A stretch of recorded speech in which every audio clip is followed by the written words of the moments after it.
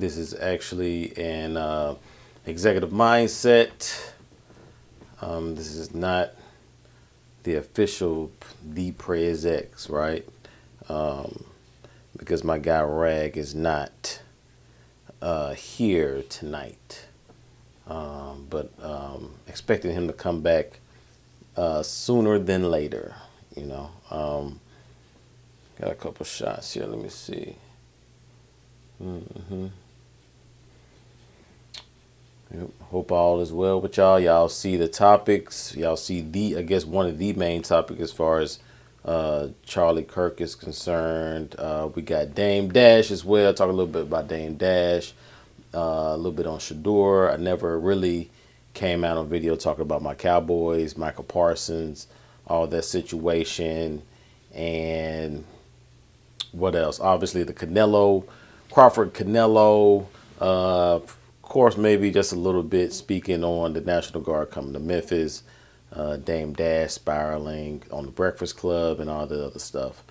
But it's just me, so I'm not having anybody to bounce off on. So it's just gonna be me, in which I kind of, I dig that. So I'm not too long. We just kind of, what I'm saying, kind of just doing what I do, just talking.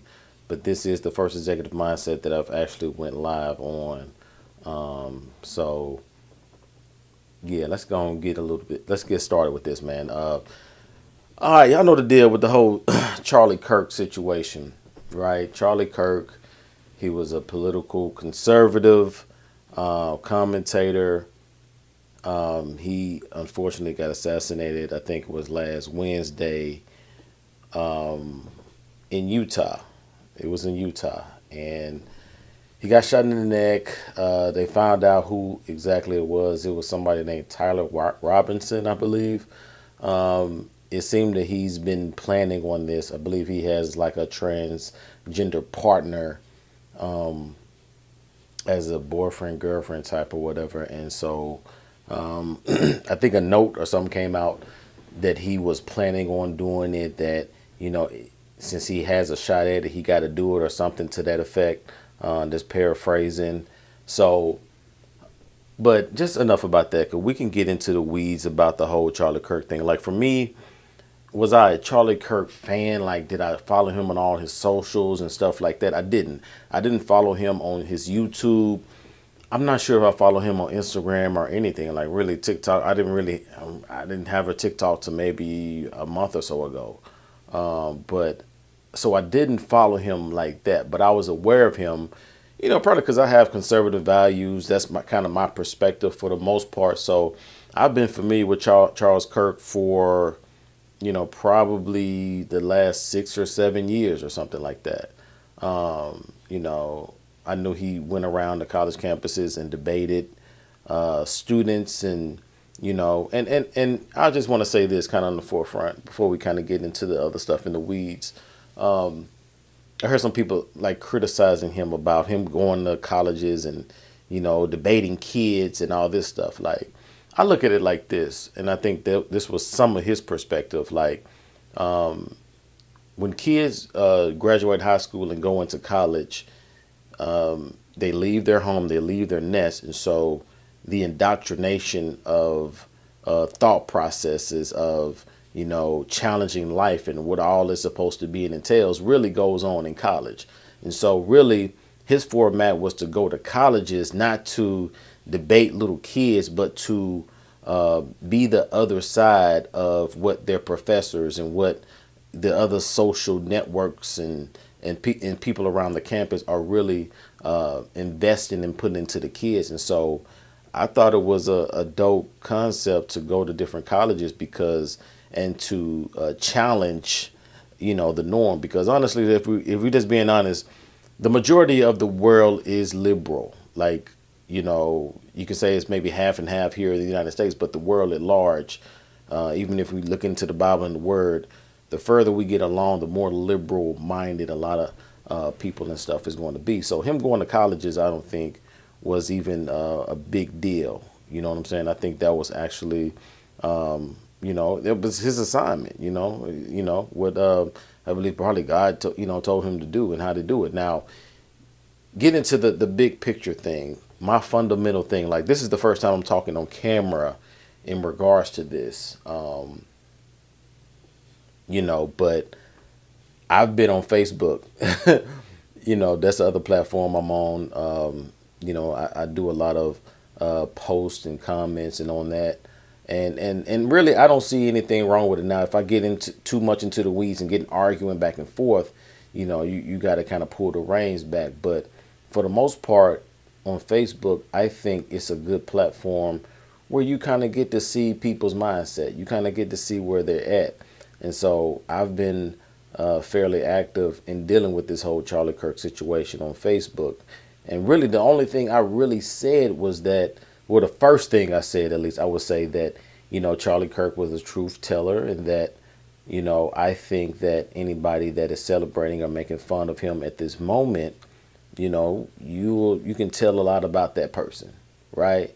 I didn't get into any details or whatever like that. And then now, from that's where the wolves came out, right? People coming out, well, what about this comment? What about that? And he did this, and I'm just like, whoa, whoa, whoa, whoa. I'm familiar with Kirk, right? But to me to say I looked up every single thing that he said and did this, I would be lying because I didn't. Now, what I did know is kind of what he stood for. I knew he was a believer, I knew he was a Christian. And so I did a little deep dive into some more of his content, right? Just to get more in depth. Like, I'm familiar with him, but I didn't really see, a lot of the other stuff. I've seen he was on a Jubilee podcast where he was, I think, debating or going at 20 or 30 liberals, you know what I mean? And they were all meet at a table and they were kind of going back and forth. Like, I've seen that before months ago, maybe even last year. I think Candace Owens actually did kind of the same thing. So I'm familiar with his content, but I'm just like, he's from the content that I've indulged in and stuff and seen and know about for the last 6-7 years, like, he a truth teller. Like, is he me? Would he say certain things like I would say it or something like that? Like, no, but he is a truth teller. And then now you get into the thing to where now people try to debunk what you're saying about a truth teller, when in reality, many of y'all don't agree 100% with your mama, let alone your spouse or your friend, your best friend. Like, so if agreeing 100% with anybody is, supposed to mean you're supposed to support them, you can't support them or be a friend to them, like, we all would be in trouble, right? You know what I mean? So, do I agree with everything Charlie Kirk has said? Like, I don't agree with 100% of what anybody says. You know what I'm saying? Like, if it's based in the word, if it's based, I believe a lot of his content contextually was based in the word. But a thing is with Charlie Kirk, you can't just take a sound bite from him. The ones that hate him, the ones that saying he's spewing hate speech and all this stuff, you can't just take a clip or some quotes and really sum up what he was talking about or really trying to say. His whole format, his whole platform was to have context, right? Have conversations with people, right? And so it was some jest in there. Like, he's in front of thousands of people in a crowd, right? And so there is to be some type of bravado or entertainment factor in it, or jest or tongue in cheek in it, right? Like, because just like when people do live episodes with a podcast, you know what I'm saying? You gotta entertain the crowd a little bit to a degree, right? But still, put some medicine in the candy, so to speak. So, I think he was doing that to a degree, but coming from a seemingly arrogant, confident, tall, big white guy, you know what I'm saying? That can look a little different. That can feel a little different, to a lot of people. And so I think it was a lot of that going on.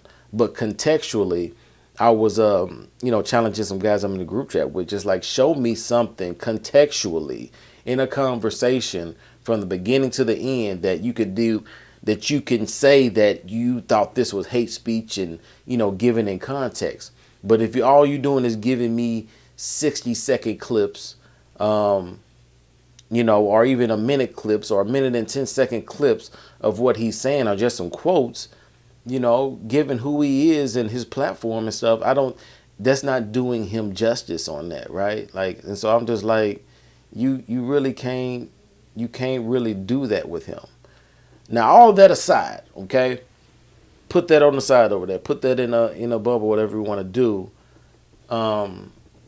The man's wife and 2 children was there in Utah when he got shot and assassinated in the neck, gruesomely, I might add, right? And so just the humanity of somebody to get shot like that and get murdered like that in front of his staff and people and family like that, like the humanity of people, like, and truthfully, like people that are what call themselves believers, right? People that say they're Jesus followers or follower of the way, like those the people that I'm really talking to, right? But we can just talk about the humanity just in general, you know. But the people that believe in Jesus, if you're spewing hate online on social media and doing things like that and saying he got what he deserved, or, you know, even in, you know, less than 24 hours after he, you know, was reported that he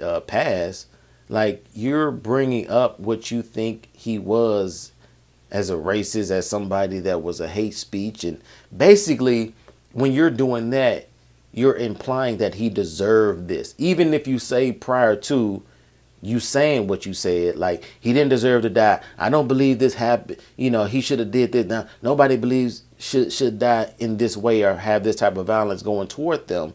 And then in the same breath in the next sentence, well, but he did promote this. You know what I'm saying? So it pretty much cancels out everything that you said before. You try to, you know, be noble and be like, oh, I didn't want him to die. Nobody should die from that. Then you kind of give a reason why, hey, I see why it's Slick did. You know what I mean? So I just think we need to be careful in how we go about this whole thing, right? Because I think, especially black people, we don't have a lot of accountability in our community, right?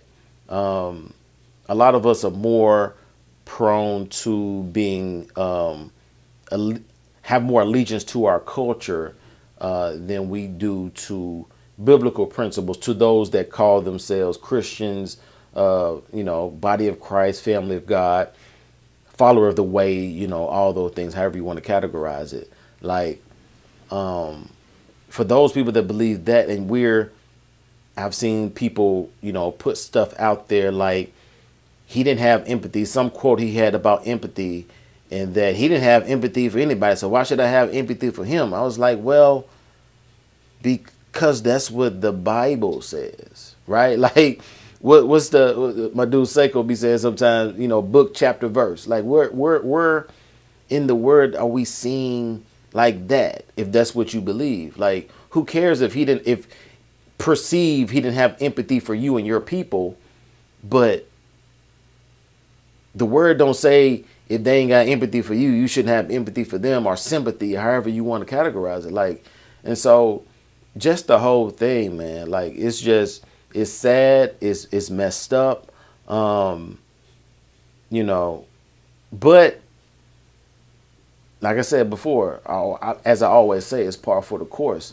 The moment that you expect some type of decency, you know, to come out of people and to be, you know, objective in a particular matter. Like, I was talking to one of my, I think old high school friends on, you know, social media. Like, she was DMing me, going back and forth, like long paragraph messages, you know, in her, you know, she's a liberal, you know, sharing her heart with me as far as the whole thing was going on. And it was a respectful going back and forth.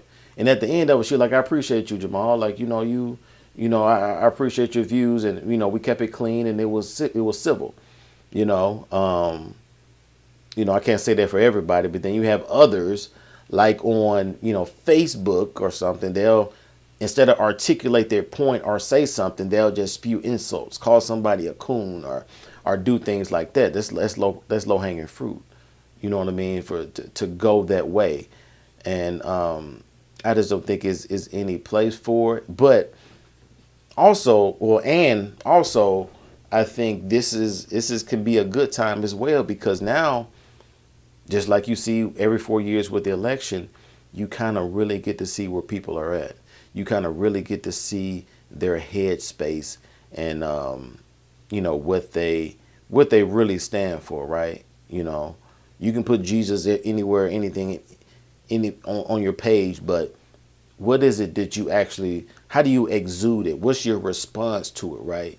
And if your response is an eye for an eye, and I'm going to do, kind of however they treat me, that's how I'm going to treat them. Like, I be on the energy sometimes too. I feel that way, but that's not what I should be on, And so, and it's a lot of other truth tellers that I think a lot of people, I think Kevin Samuels was viewed as a truth teller. Charleston Wright, to a degree, is also a truth teller. Like, and nobody agrees with these people 100% of the time. And I think too many people get it. They try to get a got you moment when they say, well, what about this quote? What about this quote? I be talking to Rag about, Trump or something like that. And so it's like every little thing you got to, no, I don't agree with him 100% of the time. I don't. But I agree with him more than I disagree. You know what I mean? And so I think that's a point with anybody, right? Like Rag, the co-host of the PrezEx, like, we don't agree with a lot of key stuff politically in life, dealing with certain things. Like, it don't, but that's my guy, right? You know what I mean? So it's like me saying that I'm saying somebody's a truth teller doesn't mean that I'm going to agree or stamp everything that somebody said. Like, dealing with Charlie Kirk, like, I've heard situations where he did sound like a prick. He sounded very, very arrogant in some situations and stuff, right? Now, was he telling the truth?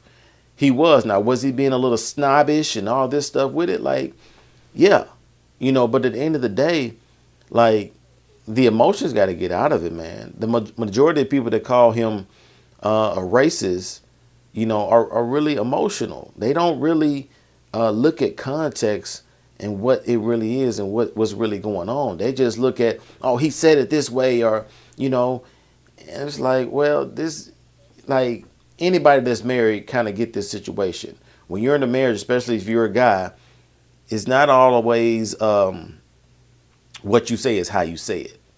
You know what I mean? So, but Charlie Kirk in the situation, he's not your spouse. He's not your cousin. In a lot of instances, he's not your friend. Like, he's a figure. He's a point of contact to tell the truth, to tell, what it is.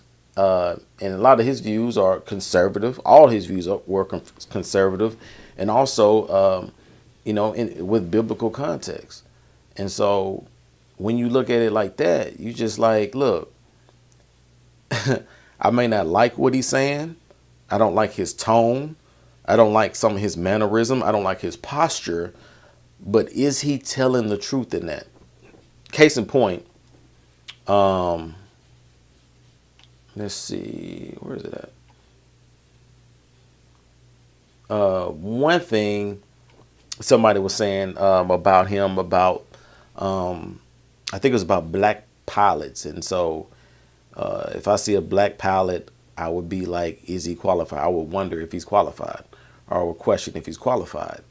And giving context of that whole situation, like, once I knew it, like, just hearing the quote, hearing the 30-second clip, and or whatever it was, like, you'd be like, oh man, what he talking about? But if you do your due diligence and go see the context of it, and if you knew the information that he had, or the information that you could have looked up, then now putting that in there, you were like, okay, I can't trip. Because I mean, if that's the information that's factual, that is true, I can see why he would ask that question, because I believe the aviation industry was trying to pull an agenda or a DEI thing to make sure black people and women were in that industry, right? It was 8%, and I think their goal was to get to like 50% or whatever. And so That was their goal, I believe, a year or two ago, whenever it was. And so knowing that only 8% were black people and women, and now there's an influx of, more black people, black pilots and women and other ethnicities and stuff like that. Knowing that information, you would be like, okay, I get it. But if you're not privy to that industry and know what's the norm and all these other things, that quote can sound racist, but put into context, you like, okay, if you really like, you would be like, okay, I can see why it wasn't. Yeah, I may not agree with what he said, but I can see why he, put that out there. And I think he put a quote out there, was talking about the NBA, because we all know the NBA basketball is mostly black. And so if you put, let's say the league is, let's say 75% black, and they put an agenda out there, well, we want at least 40% of white people in there, right? No matter what. And so if that's the case, if you keep seeing a whole influx of white people coming into the NBA in comparison to other, you will kind of look like, is this person really qualified to standards? Or are they just really trying to meet a quota to satisfy what they're trying to do, right? And so I just think a lot of people need to look at context when it comes to that, right? And just be a human, have human decency, mourn with those that mourn. Like, the person passed, the person that, like, I don't agree with D.L. Hughley on a lot of things. Honestly, most things, right?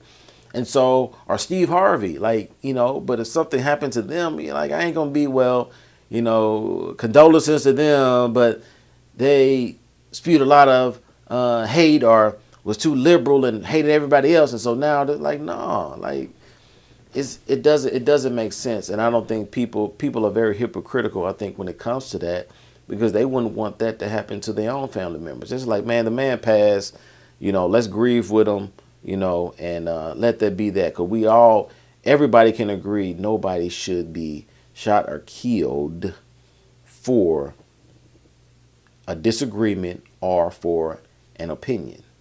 And being from Memphis, you see this stuff all the time. Disagreements in the streets, disagreement on, in a dice game and stuff like that. People getting shot like that. Like, it's nonsense. Everybody knows and agrees with that. There's no reason somebody's life should be taken because you can't stand what they say, right? And we can get into the spiritual aspect of it, but I'm not going to do that right here. But thoughts and prayers to Charlie Kirk and his family, going through a crazy time. Him only being 31 years old, and I don't believe he was a racist. I believe he was a believer in Jesus. But at the end of the day, nobody's batting 1,000.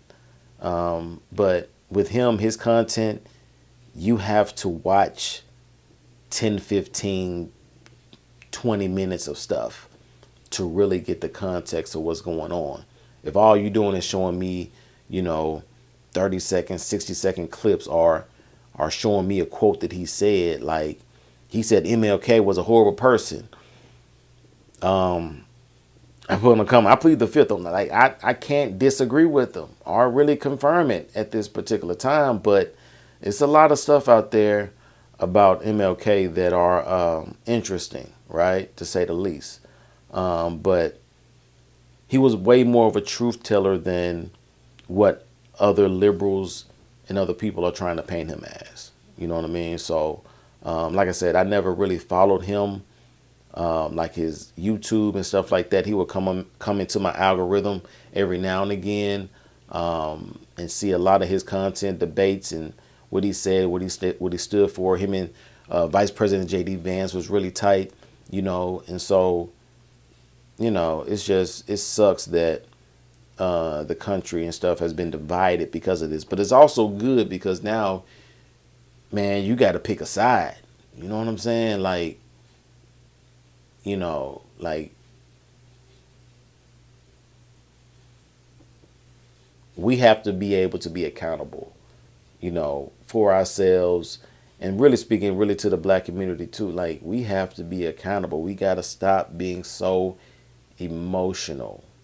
We got to stop being so emotional, because there's a lot of stuff in our culture that is not cool, that is not right. It's provocative, it's lucrative, it's popular, but somebody can tell us about ourselves, right? Like, whether that's somebody black, white, or whatever, we can't get emotional in it. Especially men. I see so many men being so emotional about this. Like, it's too many feminine men out here. You can't take the truth. Somebody got to talk to you a certain way. Like, okay, women want to say that, whatever. We know what's up with that. But men, though, like, come on, man. Nobody shouldn't have to tenderize you and massage you. You know what I'm saying? The truth is the truth, whether you want to realize it or not. But too many of us, I believe, are real emotional, too emotional. But y'all beat it up in the comments when they talk about this, man. And also, before I get off on this too, as well, I know a lot of people have said, some people have said, when I was on Facebook, just about, oh, you didn't post about this. It was a school shooting, and it was this, and you didn't say nothing about that. Like, Facebook is not my only platform I'm on. I'm on this as well. We have a lot of content, executive mindsets, presidential executive, preacher man, like a lot of other videos and content talking about a plethora of school shootings, Michael Brown, George Floyd, all types of stuff. And so just because I don't post it on Facebook or say something specifically on Facebook don't mean that I didn't say anything at all. You got to watch it all. So, and this is one of the platforms that I'm on. And so just quote me right. Let's get context with it. You know what I'm saying? That's all I want to say.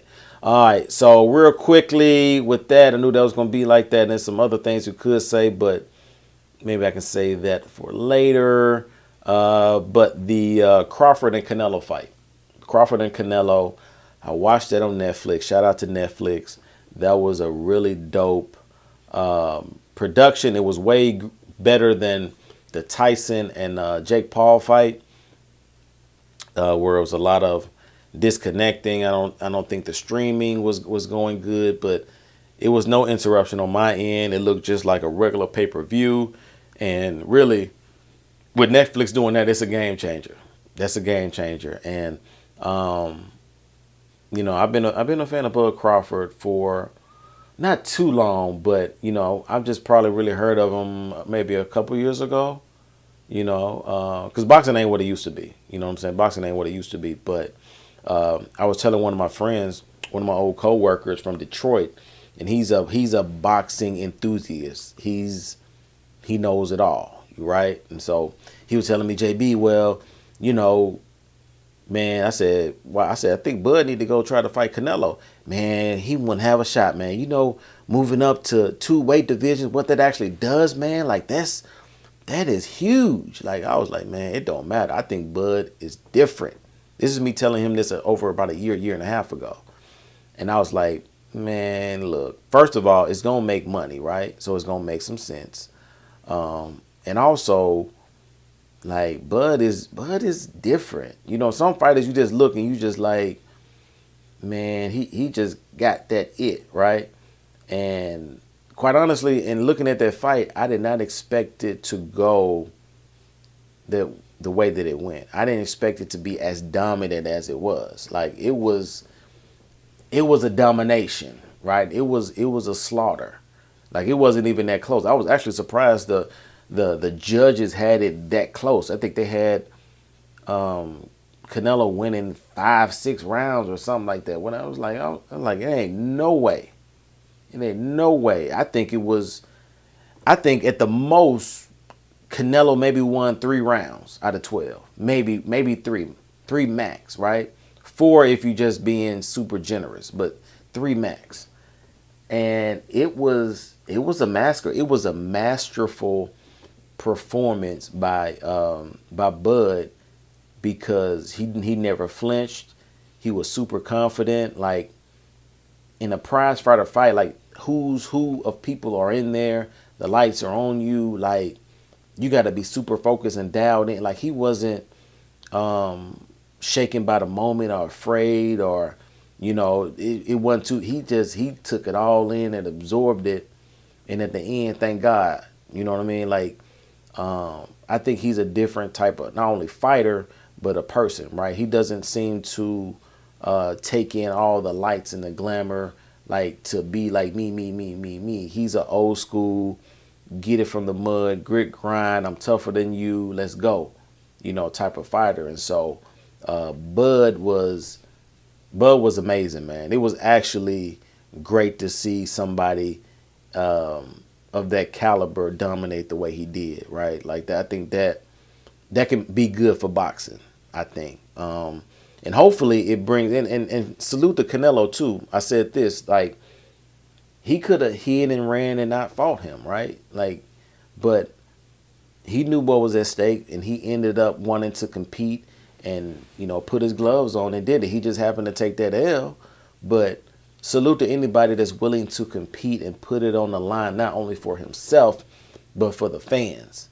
And so this is some of the stuff I've been talking about, even with LeBron. Like, he never wanted to compete in the dunk contest. It was all too much about, what would people say, and what if I lost, and they'll say, well, you're like, just worried about maybe what other people would think and stuff, right? Instead of just going out there having fun and competing, man. Like, get back to the, purity of it, just going out there and competing. And so I think Canelo did that, and it may be a second one as well, because it's going to be a lot of money involved, and I don't think the result will be different. But I would be open to it, to see kind of what's up. All right, let's go next here with my Cowboys.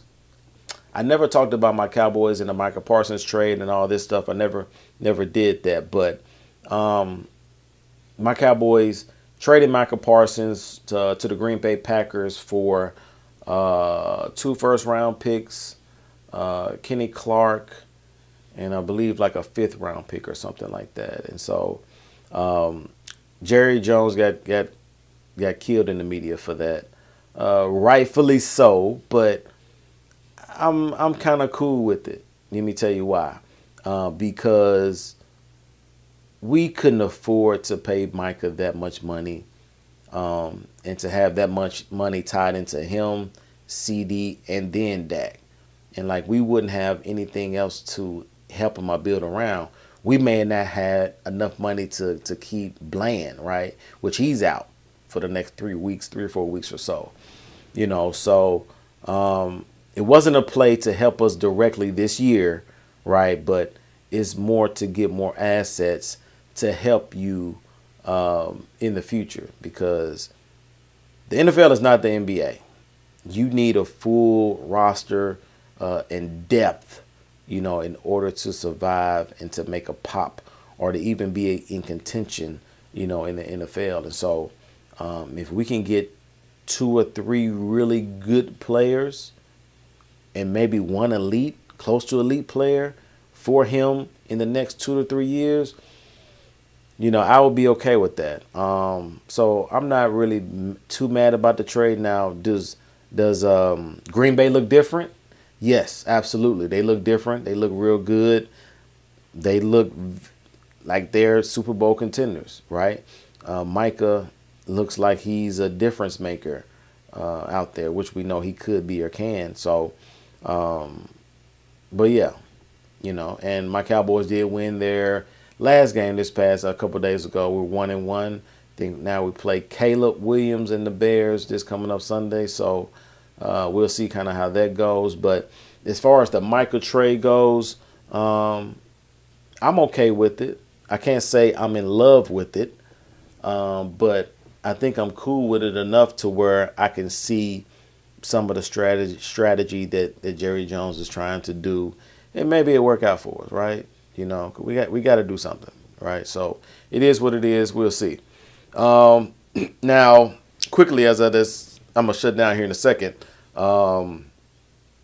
It was talk about Shedeur Sanders. I think Adam Schefter from ESPN talked about a report that during the draft process, Shedeur reportedly turned down the Ravens that was going to pick him with the 141st pick because the Browns picked him with the 144th pick in the 5th round, and that he declined to go to the Ravens, you know, for obvious reasons, just because, you know, Lamar Jackson is there. He didn't want to be a bag up, and so he just like, it was no time in the near future that he was probably going to hit the field, which logically you could get, but would that have been a place good for him to go to mature, to learn the game, to, you know, be in a steady organization where other organizations can see and really probably want to trade for you or get you, you know, to come to their squad. Like, and I'm on record of saying, like, I don't think Shedeur and his team and his dad probably handled the draft situation the best. You know what I'm saying? Like, and if this is true, we don't know exactly if it's true. It's this word, you know, whatever. But when Shefty says things, it's probably a little smoke to it. And if that is true, you know, I think that's unfortunate because at the end of the day, once you didn't go in the first 3 rounds or even the first 4 rounds and you in the 5th round, like, you just probably need to go to the best organization to help you get to where you want to get, right? Like, if you're getting drafted, like, it's probably best to get undrafted because kind of then you get to kind of choose where you get to go. But if you're going to get drafted in the 5th or 6th round, look, you want to go to a steady organization to set you up and put you in a position. Cleveland is not that organization for quarterbacks, and we all know this. And so I don't think he made a good decision potentially with that. All right, so let's see. This next one here is the National Guard coming to Memphis. My quick thoughts on that. I'm not mad at it. I see the mayor has to kind of play both sides, acting like he's not really down for it and he didn't really like it. But I call his bluff. I don't think he really upset about it. But he has to portray that in the public because Memphis is mostly liberal and Democratic and stuff. And so they don't want to roll with anything with Trump or anything that has, you know, that he's involved in. So he kind of got to play both sides and be like, oh, I didn't want this, but yeah, I think it is. But I think that the National Guard coming here, I don't think it's a bad thing. I think that it's a wait and see. You know, could it go left? For sure. But something got to be done, man. Memphis has I don't want to say have gotten worse. It probably has, but we're in a social media age, and so a lot of more stuff is just made to public. You know what I'm saying? So has it gotten worse? Probably, but this stuff has been going on for decades and years here, and so I'm open to seeing what that can bring. I've seen all the videos and people talking about, well, this is what this really means, and yeah, we'll see, but something has to be done, right? Saying, oh, the crime in Memphis has gone down, you know, significantly over the last, you know, year or so. In this, like, no, you can skew the data however you want to do it, but at the end of the day, to where it really counts and where it really matters, everything is still the same.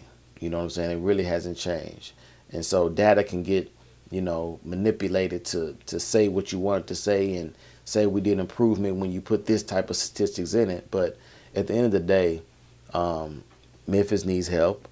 And if the National Guard can be of some assistance with that, then, you know, so be it. Another way I look at it, I got some nosy neighbors that live in my neighborhood. And you know what? I'm for it, right? Because I'm not trying to do anything wrong. I don't run a trap house or do anything like that. And so if you see something, you let me know. And then we can, handle it from there. With this whole thing with the National Guard, if you're doing what you're supposed to do and being a good citizen and doing things the proper way, you ain't got, too much anything to worry about. That's just how I see it. Now, let's just end it with this whole little Dame Dash situation. Dame Dash was on the Breakfast Club. He's been going back and forth, I think, with Mason Cam over the past few weeks and stuff. And so he ended up calling, really getting on Charlamagne, talking about he's effeminate and feminized and all this other stuff like that. Which a lot of stuff he was saying within that, it kind of really wasn't wrong, right?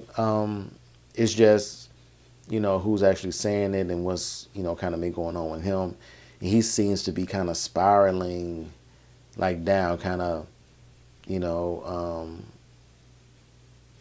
not really being, he's been very hypocritical, being a hypocrite with a lot of things he have said and has said in the past and saying right now. But, he's still the boss and has all this nostalgia to him with Jay-Z and stuff, which he still seems to be trying to live off of.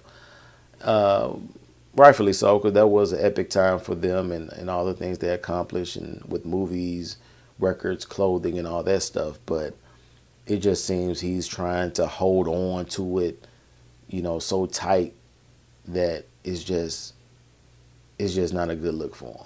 You know what I'm saying? And so, yeah. Let's see if anything else I got. There's plenty more that's been a while, for a few months and all this stuff. Who said something on here? Nick Barber said you have to stay long term to help a problem, not short term. Okay, I'm not sure what he was talking about. Might have been talking about the whole situation with the Memphis thing, but yeah, we will be back here soon with the PrezEx and with season 6, trying to get more stuff going on during the week, trying to get, maybe Rad to get some virtual so we can, be on maybe a couple times a week, so we don't have to be in the same area. We can just kind of, hey, let's get on. Let's do this for 15 minutes, 20 minutes here, 30 minutes there, to put more content out there. But we got plenty of content for y'all to look at and see, and we're going to check y'all soon, man. Until next time, continue with that executive mindset, and till next time, salute.